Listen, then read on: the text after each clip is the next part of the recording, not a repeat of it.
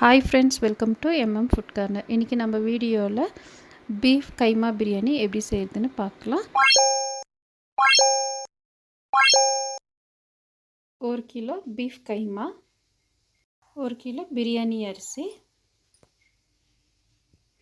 4 வெங்காயம் நீட்டமாக அறுத்தது, புதினா ஒரு கைப்பிடி அளவு பொடியாக கட் பண்ணது, கொத்தமல்லி ஒரு கைப்பிடி அளவு பொடியாக கட் பண்ணது, 5 பச்சை மிளகா, பட்டை, கிராம்பு, ஏலக்காய், பிரியாணி இலை, கொஞ்சமாக கஸ்தூரி மேத்தி வந்து ஜாஸ்தி வேண்டாம், ஒரு 2 ஸ்பூன் அளவுக்கு போதும், தயிர் 1 கப்பு, உப்பு தேவையான அளவு, ரெட் சில்லி பவுடர் 2 ஸ்பூன், மல்லி powder 2 spoon, garam masala 1 spoon, தக்காளி அரைச்சது, தேவையான அளவு ஆயில், நெய் ஒரு 3 ஸ்பூனு, ஒரு பெரிய லெமனோட ஜூஸு, தேவையான அளவு எண்ணெய்.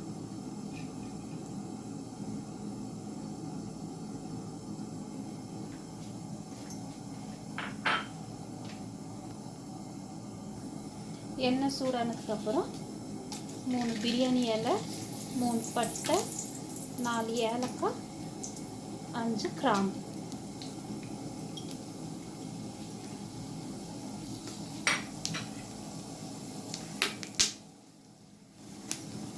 ஒரு கைப்பிடி அளவு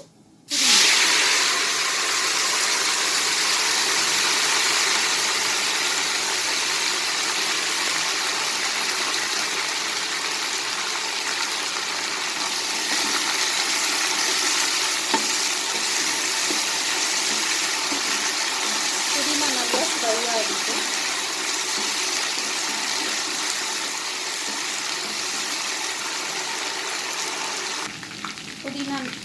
புதினா நல்லா ஃப்ரை ஆகிடுச்சு. நம்ம எடுத்து வச்ச 5 மிளகா,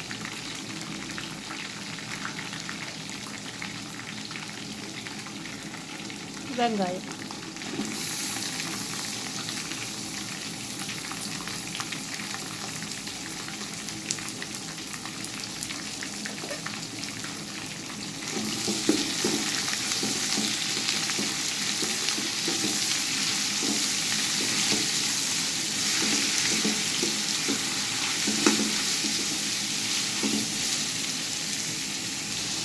வெங்காயம் வணங்கும் போது தேவையான அளவு உப்பு சேர்த்துக்கலாம், 1/4 ஸ்பூன் மஞ்சத்தூள் வந்து நம்ம கலருக்காகத்தான் சேர்க்குறோம். வெங்காயம் நல்லா கோல்டன் கலரில் ஃப்ரை ஆகிற வரைக்கும்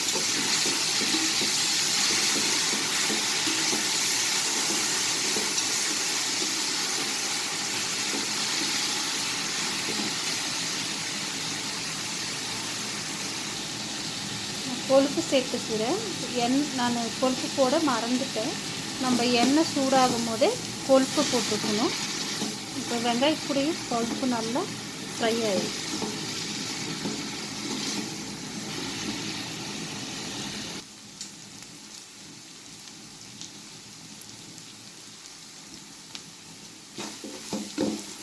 வெங்காயம் இந்த அளவுக்கு ஃப்ரை ஆனதுக்கப்புறம் நம்ம இஞ்சி பூண்டு பேஸ்ட் சேர்த்துக்கலாம். இஞ்சி பூண்டு பேஸ்ட்டு ஒரு 3 ஸ்பூன்,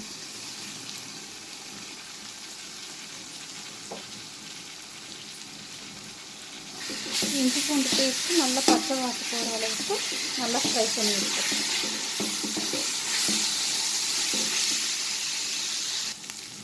இஞ்சி பூண்டு நல்லா ஃப்ரை ஆகிடுச்சு. இப்போ நம்ம தக்காளி சேர்த்துக்கலாம்.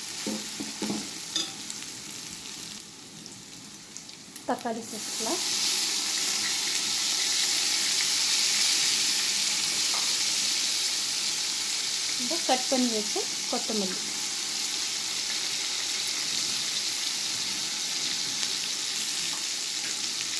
தக்காளி நீங்கள் வேணும்னா அரைச்சி போட்டுக்கலாம்.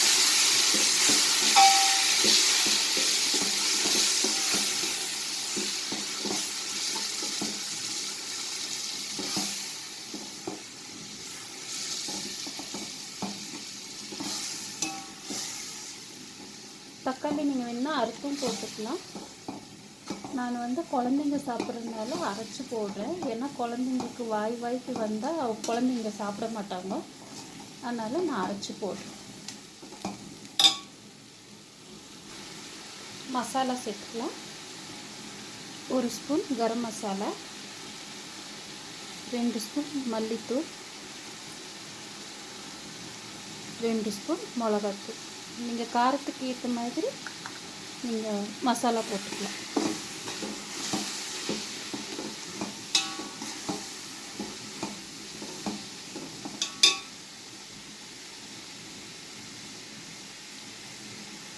ஒரு கப்பு தயிர்,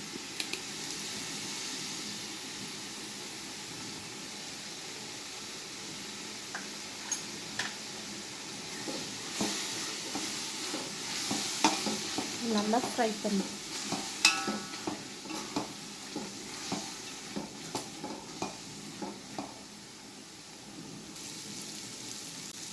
மசாலா நல்லா ஃப்ரை ஆயிடுச்சு. இப்போ நம்ம கறி சேர்த்துக்கலாம்.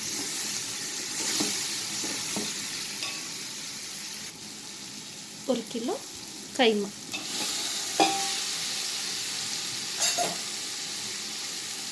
கைமா பொடியை நம்ம கொஞ்சமாக எடுத்து வச்சு கஸ்தூரி மேத்தி,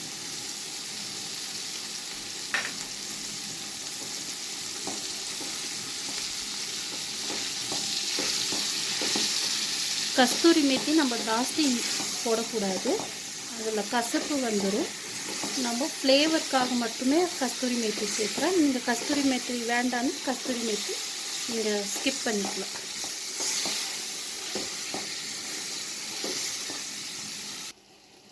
கைமா போட்டதுக்கப்புறம் ஒரு 5 நிமிஷம் மூடி போட்டு நம்ம வேக விடலாம். கைமான்றனால சீக்கிரம் வெந்துடும். ஒரு 5 நிமிஷம் மூடி போட்டு வச்சேன்.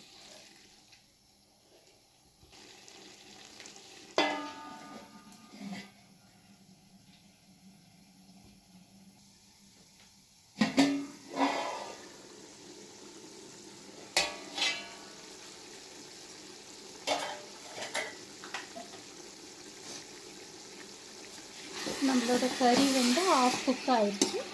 இப்போ நம்ம வந்து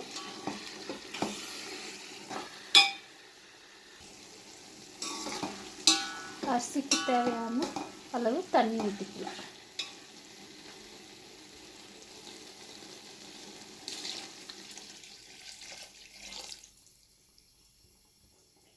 ஒரு மடங்கு அரிசிக்கு 2 மடங்கு தண்ணி ஊற்றிக்கலாம். நம்மளோட கைமா வந்து ஆஃப் குக்கு ஆயிடுச்சு. மீதி ஆஃப் குக்கு வந்து நம்ம ரைஸ் கூட வெந்துடும்.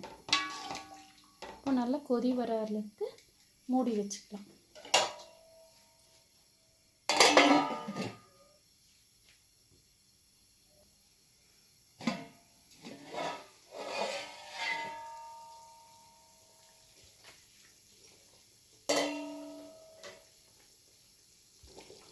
நல்லா கொதி வந்துருச்சு.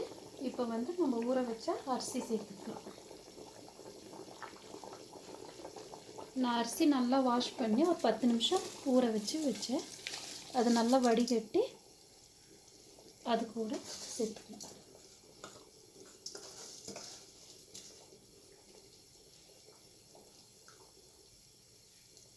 நல்லா மிக்ஸ் பண்ணி ஒரு 5 நிமிஷம் மூடி போட்டு வச்சேன்.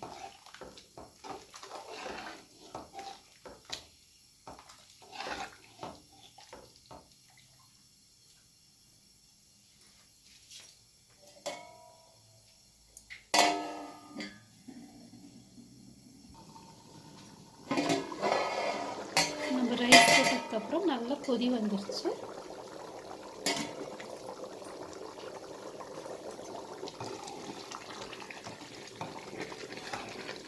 இந்த ஸ்டேஜில் லெமன் சேர்த்துக்கலாம்.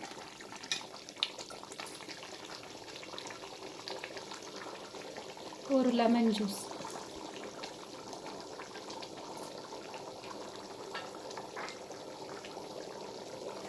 ஒரு 3 ஸ்பூன் நெய்,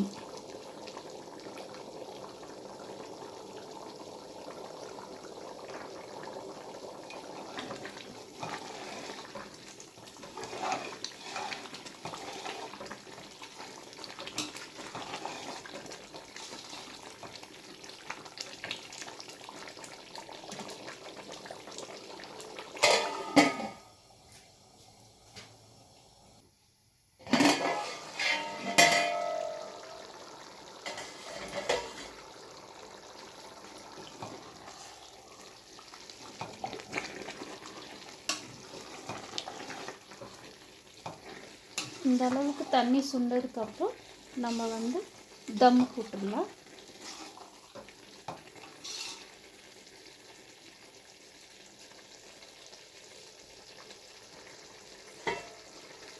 மூடி போட்டு கேஸ் சிம்மில் வச்சுட்டு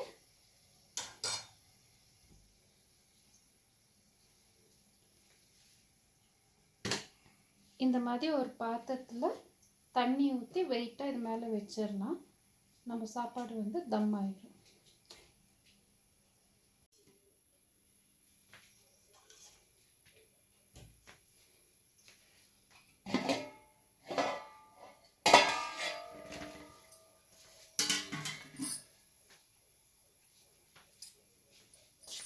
நம்மளோட பிரியாணி ரெடி ஆயிடுச்சு.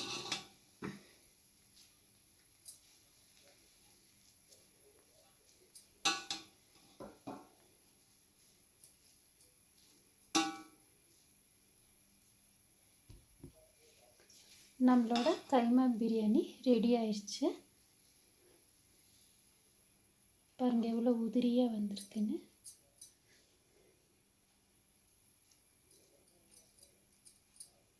இந்த பிரியாணிக்கு சைட் டிஷ் எதுவுமே வேண்டாம், அப்படியே சாப்பிட்டா நல்லாயிருக்கும். நீங்களும் இதே மாதிரி வீட்டில் ட்ரை பண்ணி பாருங்கள். இந்த வீடியோ உங்களுக்கு பிடிச்சிருந்தால் லைக் பண்ணுங்கள், ஷேர் பண்ணுங்கள், மறக்காமல் சப்ஸ்கிரைப் பண்ணுங்கள்.